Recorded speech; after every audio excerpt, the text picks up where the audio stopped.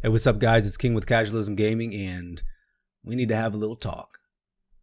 So in the background of this video is going to be some gameplay of the new game mode for Destiny 2 called GAMBIT. Very interesting game mode. I actually had quite a bit of fun and quite a bit of frustration while playing this. A few things did happen that were pretty weird. Didn't really have many explanations, but I will say that Bungie did state in the beginning that there are some known bugs that are prevalent in this new update. So I hope you guys enjoy the gameplay content in the background. So let's get to the nitty-gritty of this video. So when I was younger, I used to work for a company with two brothers, and they did tree care. So with just tree care, you're getting pruning, you're getting treatment, and you're also going to get removal and stump removal as well, root tracing, things of that such. So basically what would happen is either we would have storm damage, or we have companies call us and we would go out and we would remove massive trees, bulks of trees. We would take out storm damage. I remember one time there was actually a gigantic tree through the side of this guy's house, and he woke up and found a tree right next to him. And that was a pretty funny story. It was actually pretty cool because after we were finished with all the storm damage for that day, he offered us a beer, and we all got to sit around and basically just talk about our job for about 30 minutes while drinking beer. So that was pretty cool. Free beer and hot dogs, I'm all for that. But basically it was two brothers that did tree care, and I needed a job at the time, and they were offering cash, and I thought that was pretty cool. So I hopped right on in, and this was right after my first stint with the military. So I kind of came back. I needed a job pretty quickly, and they were able to help me out. So what I did is I started to learn just the basics. So a lot of the groundwork. So I'd be carrying heavy logs, put them through the chipper. I would clean up a lot of the groundwork. I would also help to set lines for them so they could climb trees. And then later on into my employment, they actually taught me how to climb the trees. So setting my own line, climbing up with a chainsaw, what type of cuts to make, how to make the cuts, so on and so forth. So I had quite an extensive experience with that. But I think the most enjoyable part of that thing was the experience of being outdoors, hands-on work with something, and then learning from two guys that did something completely different from a lot of the major companies out there. So what these people would do is they would call us in, and they would expect us to bring a crane because that's what they normally saw. But these two brothers used a lot of ropes and pulleys, and that was a very unique system because it allowed them way more control than what you actually would have thought in a situation like that. So going from a job like that, I now currently have an IT position where I manage a employee management software, which basically I get an overview of all the employees' performance, and I can help them improve that. I can let them know, like, hey, you're doing pretty good, but you're still a fuck up, basic things like that. But I generally what I try to do is make sure that everyone's on the same page and that everyone can improve, because everybody can improve. And then you find those asshats who just really don't give a shit, and those are the ones that you're like, okay, you're done. We're all done here. I'm good. You're not. We're done. Those strange experiences, and especially the weirdos that kind of show up and they've got, really short shorts on, and then they take their shirt and they tuck it into their shirt, and then it's like this weird, I don't even know how to explain it. And then the lack of work ethic. It's just a long story. But basically, what has come up recently is that I am in need of some extra finances. And that kind of sucks because I really enjoy doing this YouTube thing. I only have a couple of videos out. We're obviously a fresh channel, both Hydro and I. But I really enjoy doing my Back to the Future content. I really enjoy doing the smaller videos that I release with just basic gameplays. And it kind of sucks because I may have to cut back on that a little bit. I already was only doing it once a week, and then occasionally I'd throw in a little extra, so sometimes it'd be two times a week. I'm nothing like those bigger YouTubers where they can release a video every day or 2 videos every day. And I would like to be at that point at some time. But I understand that, with the position that YouTube's currently in, with the older YouTubers, and especially with their larger fan bases pulling in, and then the whole PewDiePie versus that whatever that new channel is with all the Indian music, that's kind of weird, but gotta do what you gotta do. I can't compete with that, and especially with the time that I don't have on my hands, it looks like I'm not going to be able to commit to this fully. But I would like to say that this is something that I will be coming back to as much as I possibly can. So I will be releasing videos as often as my schedule allows, which maybe I can stick to a weekly thing if I don't do the in-depth Back to the Future reviews.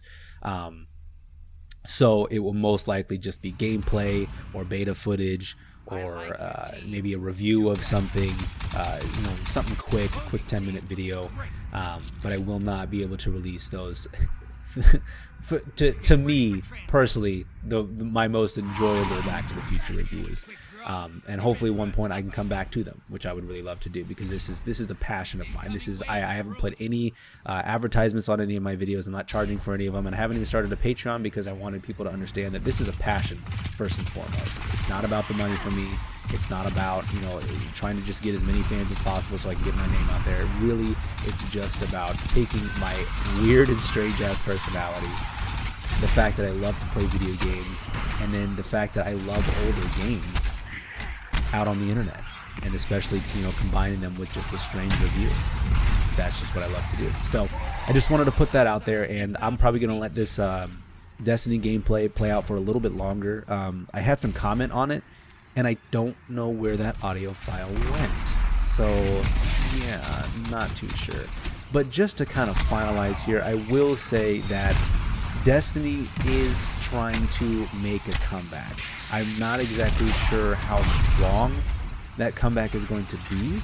I guess we have to wait for the whole Forsaken release. But the fact that they let everybody get early access to GAMBIT is really nice. The fact that they've already done the changes, which allow us to have access to our sniper rifles and our shotguns and fusion rifles in the secondary slot, which it should have been like that from the jump. It just seems like they're trying to play catch up, and I don't like that. I think that they should have done a lot from the beginning, and I understand where Activision stands. I understand where Bungie is, and I personally feel like Bungie's behind a lot of these changes because they just weren't keeping in touch with their player base, and that really sucks because the developers that do, such as CD Projekt Red, seem to have a much better connection to their player base than studios like Bungie. And even though Bungie came from Halo and so forth, we're not seeing that same connection with Destiny, and that's something that I would love to see, because Destiny, for me, when I first purchased the Xbox One back when I was working at Microsoft, I thought that Destiny was going to be the only game I would need, because when that the alpha first came out, we got to play that while we were in the stores, and people were coming to be like, oh my god, what is that? You'd be like, this is Destiny, man, you ever heard about Destiny? You're like, no, let me get a shot at that. We give them the controller, they'd hop around and play the game, and they loved it, because the alpha was something we hadn't seen anything like that since Halo Combat Evolved. Anything that extensive that kind of like could have the potential to change the gaming industry. We hadn't seen anything like that, and yet we were seeing that with Destiny. And then the beta came out, and people were diving in. They're like, man, I got a full set of green gear. And like at that time, like that was it, man. You got a full set of green gear, and it was like the max level you could get in the beta. That was where it was at. And then the actual game released. We started playing it, and we're like, yo, this is very monotonous, man. This is the same shit that we just did in the beta. And a lot of us kind of like almost burnt ourselves out in the beta. So when the full game releases, we barely got anything. And then the raid drops, and that changes everything. Now, to this day, personally, the Vault of Glass is the best raid. It has the best gameplay mechanics. It has the best enemy types. It has the best it has the best engagements, and it also has the best environment. And to me, the best kind of like hidden story. There were a lot of things that were going on, a lot of sequences. There were a lot of enemy types. There were a lot of engagements. There were a lot of encounters. There were a lot of like the hidden rooms and the whole hidden chest thing. There were a lot of things that weren't spoken about in that raid, and to this day, I feel like are still kind of like up in the air. But then we have other raids like King's Fall, I think is what it was called, and so on and so forth. But I don't know.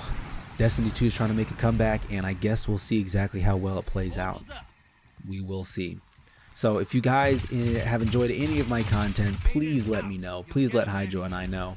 I don't stream as often, but Hydro does. I believe he tries to stream every day or every other day. I'm not exactly sure what his schedule is, but if you guys want to watch him play, he is a hilarious dude with some awesome content. go ahead and check the description or the end of this video, and you will see a link to his Twitch. If you guys could follow him, that would be awesome. He needs all the support that he can get. And if you guys like this channel's content so far, let me know, and then that way I can, try and carve out as much time as possible to get in a Back to the Future review, or just to get just a general view in, by itself. So let me know. Leave a thumbs up, subscribe if you possibly can. That would be a huge benefit. And to all those that have already left comments and subscribed so far, thank you very much. It's not a bunch, but it's enough to make me feel like this could possibly be a thing for all of us, all the casuals out there, because the casuals need representation, not just hardcore gamers. So thank you very much, guys, for everything that you've done. Like I said before, peace, love, and casualism. Stay casual. I put the team on my back. I do it all for the family. Everyone that they can rap. Nobody ever gon' challenge me. Started my week on a Sunday. They think they can make it in one day. I just been ready to take off. Waiting my turn on the runway. Never be turning around. Never be turning around. Ayy. Never be slowing it down. Never be slowing it down. Ayy. I keep my foot on the gas. I keep my foot on the gas. Ayy. I know I'm never gon' crash. I know I'm never gon' crash. Ayy. Never be turning around. Never be turning around. Ayy. Never be slowing it down. Never be slowing it down. Ayy. I keep my foot on the gas. I keep my foot on the gas. Ayy. I know I'm never gon' crash. I know I'm never gon' crash. Ayy. Everyone making excuses. I've been busy making music. They just wanna see me fall off. Know that I'm never gon' lose it. Got addicted to the chase now. People saying that I changed now. Know that I'm never gon' stand still. I'm treating the game like a race now. They really been carefully watching me. They